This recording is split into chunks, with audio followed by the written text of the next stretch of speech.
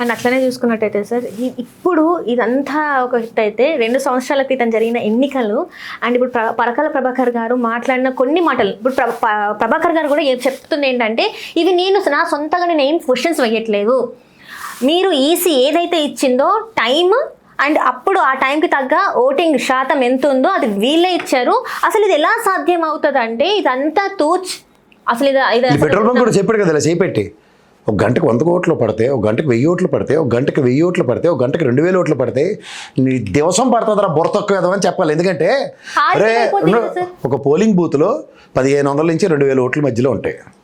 రియలిస్ట్గా ఎక్కడో 1-2 బూతులు ఉంటాయి.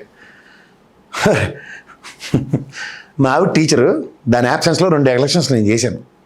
ముక్కుతూ ములుగుతూ ఉంటాయి. సాయంత్రం 5 గంటల తర్వాత ఓ ముగ్గు ఉంటుంది ఏసీ, దాని లోపల ఉన్న వాళ్ళందరికీ తెచ్చి రిటర్నింగ్ ఆఫీసర్ స్లిప్ రాసిచ్చి మీరు మొహానికి ఇది ఇస్తున్నాను వెళ్ళి ఓటేసుకొని చావండి అని చెప్తారు. మహా అయితే చచ్చిపోయే పరిస్థితి అయితే కూడా రాత్రి 8, 9, 10 కూడా అవ్వదు.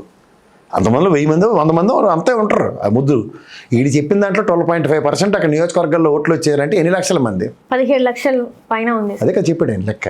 అంచేది ఎవరికి మీరు మభ్యపెడతారు? ఏమనంటే 150 వచ్చినప్పుడు ఇలా అనలేదు కదా, మీ గొల్లెట్టింది మీ చంద్రబాబు నాయుడు కదా అప్పుడు. ఓహో ఆ ఈవీఎం మిషన్లు హరిప్రసాద్ తీసుకెళ్ళి అరమణి పెట్టి కొట్టాడు కదా, మర్చిపోయారా? ఒక్కటి చెప్పగలను, ఇంద్రనీళ్ళు ఒకడు, అలాగే మస్తాన్ గారు ఒకరు, అలాగే చింత రాజశేఖర్ గారు ఒకరు, అలాగే ఇప్పుడు పరకాల ప్రభాకర్, వీళ్ళు నలుగురు నెక్కచ్చిగా కన్సిస్టెంట్గా ఆంధ్రప్రదేశ్ నుంచి మాట్లాడుతూనే ఉన్నారు. ఇది కాక దేశవ్యాప్తంగా ఎన్నో వ్యవస్థలు సుప్రీంకోర్టుని కదిలించాయి.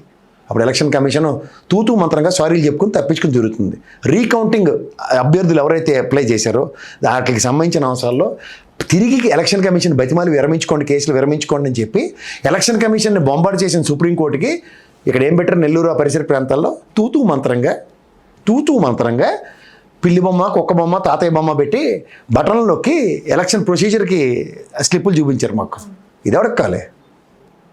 నియోజకవర్గానికి 37,400 ఓట్లు ఒక్కొక్క నియోజకవర్గానికి ప్రభావితం అయ్యాయి. పార్లమెంట్ కన్సిస్టెన్సీకి 127,000 ఓట్లు ప్రభావితం అయ్యాయి. వీటి మీద చెప్పండి సమాధానం అంటే నాటకాలు ఆడుతున్నారు. అది కాదు సార్, నైట్ 2 ప్రజాస్వామ్య విలువలను ఈ విధంగా భ్రష్టు పట్టించిన మీనా గారి మీద క్రిమినల్ అఫెన్స్ కేసు పెట్టాలి. ఫస్ట్ 2 ఓటేసేయడానికి సాధ్యం అవుతుందా? ఎందుకంటే మీకు టైం అయిపోతుంది. 2 వాళ్ళకి అవుతుందమ్మా, అయింది కదా. ఏం చేయగలవా? మా డీకే అరుణమ్మకి ఖచ్చితంగా చెప్పాలంటే నేను మళ్ళీ ఇదే ఎగ్జాంపుల్ చెప్తాను, ఇంకోటి ఆర్చను ప్రజలకు బాగా ఎక్కలేదు. డీకే అరుణమ్మ ఎలక్షన్ గెలిచిందని చెప్పారు. ఇప్పుడు తెల్లారితే ఎలక్షన్ 5 సంవత్సరాలు అడుగు డమ్మీ చేసి ఇవాళ బీజేపీ వాళ్ళు ఎంపీ పదవి ఇచ్చి గెలిపించేస్తే పాతవన్నీ దాసరి తప్పులు దండంతో సరినట్టు బాలేని కానీ తీసుకొచ్చి పత్రాలు కూడా డబ్బులు ఇప్పించి లోపల తీసుకెళ్ళిపోయి జనసేన అని చెప్పి జాయిన్ చేసుకుని కేసులో ఇస్తున్నోడికి దిక్కు దేవం లేదు. న్యాయం ఎక్కడి నుంచి వస్తుంది? This is called management, this is called manipulations. న్యాయాలు కావాలంటే ఎక్కడి నుంచి వస్తాయి? విజయనగరం, విశాఖపట్నం పరిసర ప్రాంతాల నుంచి నిలబడిన ఎంపీలు, ఎమ్మెల్యేలు కన్సిస్టెంట్గా ఎలక్షన్ కమిషన్ మీద ప్రెజర్ పెడితే తిరిగి వాళ్ళని బతిమాలుకొని కేసులు విత్డ్రా చేసుకోండి. ఇవి వాళ్ళు ఇస్తున్న సమాధానాలు. అండ్ ఇక్కడ కొంతమంది మాట్లాడేది ఏంటంటే వాళ్ళందరూ పనులు చేసుకొని వచ్చిన తర్వాత వాళ్ళు ఓటేయడానికి ఆ టైం అయింది అంటారు. అంటే పనులు మరి ఎలక్షన్ కమిషన్ అదే నువ్వు ఇంత ప్రశ్నలు అడక దిక్కుమల ఛానల్ వాళ్ళకట్టు చదువు సంచలైన బొరలైన వేదవాళ్ళు కాబట్టి నీకు పనులు చేసుకొని మేము వస్తామని చెప్పి ఎలక్షన్ టైం ఏమైనా ఇది ఉందా? నాకు తెలిసి నాగాలాండ్ ఇలాంటి పరిసర ప్రాంతాల్లో election much ahead of anybody. ఎందుకంటే 3 o'clock ఎంతకు 2 o'clock సన్సెట్ అయిపోతుంది అక్కడ నాగాలాండ్లో.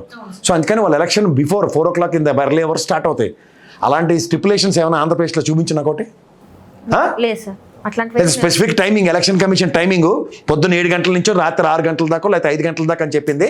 సడలింపు ఏమైనా వార్త ఉందా? ఎవడు చెప్తాడు ఏరి కథలన్నీ అవతల బొమ్మ నాకాడని. వ్యవస్థ మీద గౌరవం ఉంది, సుప్రీంకోర్టు మీద అపారమైన గౌరవం ఉంది. వీళ్ళు ప్రవర్తిస్తున్న తీరుతెన్నులు ప్రశ్నించమనండి. ఇదే ప్రజాస్వామ్య పరిరక్షణ అంటాం. అండ్ 17 తారీఖు రోజున ఏదైతే ఈవీఎం మిషన్స్ ఉన్నాయో అవి ఛార్జింగ్ ఎట్లా ఉంటాయి సార్? అంత ఛార్జింగ్ ఎలా ఉంటుంది? ఉంటాయి. దాని మీద ఎవరు ఏం చేయలేకపోతున్నాం. ఎవరైనా చేయగలిగి చెప్పమను. పరకాల ప్రభాకర్ గారు చెప్పింది 100% కరెక్టు, ఇంద్రనీళ్ళు చెప్పింది కరెక్టు, చింత రాజశేఖర్ గారు చెప్పింది కరెక్టు, ఆర్ఆర్ మస్తాన్ గారు చెప్పింది కరెక్టు. ఏం చేయగలం? మేము చేయగలిగితే చెప్పు. అండ్ అట్లనే చూసుకున్నట్టయితే ఇప్పుడు మీరు తీసుకొచ్చారు కాబట్టి మాట్లాడుతున్నాను సార్. చింత రాజశేఖర్ సార్ని అరెస్ట్ చేయబోతున్నారు.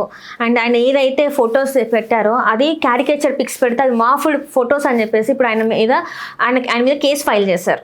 సో ఇప్పుడు ఏంటి మరి ఇట్లాంటి వాళ్ళు నోరు విప్పి ఆయన రాజధాని అమరావతి గురించి అక్కడ ల్యాండ్ గురించి మాట్లాడుతుంటే ల్యాండ్ పూలింగ్ తప్పు అది ఇలా కావాలని మాట్లాడుతుంటే ఇప్పుడు ఆయన అరెస్ట్ చేయబోతున్నారు. ఇప్పుడు ఏంటి సార్ అసలు ఎలా చూడాలి మరి? అయినప్పుడు చూద్దామమ్మా. ఫస్ట్ థింగ్ వ్యవస్థ మీద నాకు నమ్మకం ఉంది, గౌరవ న్యాయస్థానాల మీద అపారమైన నమ్మకం ఉంది. ఈరోజు మీరు నేను చింతరాజశేఖర్ గారిని అరెస్ట్ చేసేస్తారన్న మాత్రాన ఆయన పోరాటం ఆపడు. దేనికి భయం పడ్డాయినా, నేను మొహమాట లేకుండా చెప్తున్నా, నా మిత్రుడు కూడా అయినా దేనికి భయం పడ్డాయినా నిజాన్ని నిక్కచ్చిగా మొహమాట లేకుండా మాట్లాడతాడు. నిజం నిలకడ మీద తెలుసుకునే టైం దాకా ఆయనకి ఏదో కొన్ని చిక్కులు రావచ్చు. నాకు న్యాయస్థానం మీద అపార నమ్మకంతో చెప్తున్నా. ఆయన క్రియేచర్ ఫొటోస్ ఏవైతే ఉన్నాయో వాటిని గౌరవ న్యాయస్థానం పరిగణలోకి తీసుకుని ఆయనకి యాంటిసిపేటరీ బెయిల్ ఇవ్వడానికి ఒక వెసులుబాటు ఉంది. తర్వాత కోర్టు సత్వరంగా దాని మీద రియాక్ట్ అవుతూ, ఎందుకంటే కొమ్మినేని గారి విషయం చూసాం, ఆ విషయంలో ఒక జర్నలిస్టులకు కానీ లేదా వాక్ స్వతంత్రాన్ని వినియోగించుకున్న విశ్లేషకులకు కానీ అంత ఈజీగా వాళ్ళు అనుకున్న విధంగా దృక్పథంతో చేద్దామన్నా there is a respective court where they will give protection. But ఇవి ఖచ్చితంగా అలాంటి కేసులు పెట్టడం, అలాంటి వాళ్ళతో పోరాటాలు నిలువరిద్దాం అని ప్రయత్నాలు, అది మీ ప్రయత్నం. అరణ్య రోదన గోడకేసిన సున్నం ఎడదంతో సమానం. చింతారాజశేఖర్కి మానసికంగా ఇబ్బంది పెడదాం అనుకున్నా మాలాంటి వాళ్ళు ఆయనకి సపోర్ట్ చేస్తాం. ఆయనకి చేతనైంది, ఆయన ఖచ్చితంగా మాట్లాడతాడు. ఆయన నిలువరించడం మీ వల్ల కాదు. భయపడితే భయపడేవాడు కాదు అతను. సరే ఏంటి మరి ఒకరి తర్వాత ఒకరికి అరెస్ట్ వారెంట్లు ఇవ్వడము? ఎవరు భయం పడతారమ్మా? అరెస్టులు చేస్తే చేయమను, ఏమైనా ప్రభుత్వం దగ్గర ఉంది. ఈసారి ప్రభుత్వం అధికారాన్ని ఆ దర్పాన్ని ప్రదర్శించుకోవడానికి వచ్చారు, చేస్తున్నారు, శభాష్. కాలం నిర్ణయిస్తుంది, దైవం నిర్ణయం ఉంటుంది, చట్టాలు తన పని తను చేస్తాయి. చట్టం పరిరక్షణ, చట్టమే మనల్ని కాపాడుతుంది. ఇది నమ్మకం ఉండాలి ఎవరికైనా. చట్టం నన్ను కాపాడదు, అమ్మో నాకు భయం వేస్తుంది అనుకుని ఎవడైనా బతికితే వాడు వెర్రేదో, వాడు వెంగలేదు. అలాంటి వాడు ఎవడు బతకవలసిన అవసరం లేదు. ధైర్యంగా బతకండి.